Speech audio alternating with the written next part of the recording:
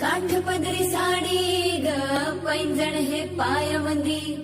नथ कशी शोभे हिच्या नाकी ग काजळ हे डोळ्यामध्ये हिरव्या हाती बांगड्या मराठ मोळी बया सजली ग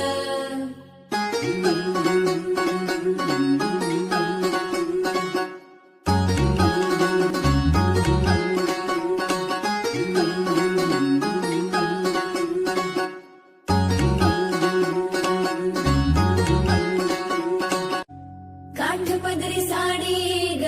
पैंजण हे पायवंदी नथ कशी शोभे हिच्या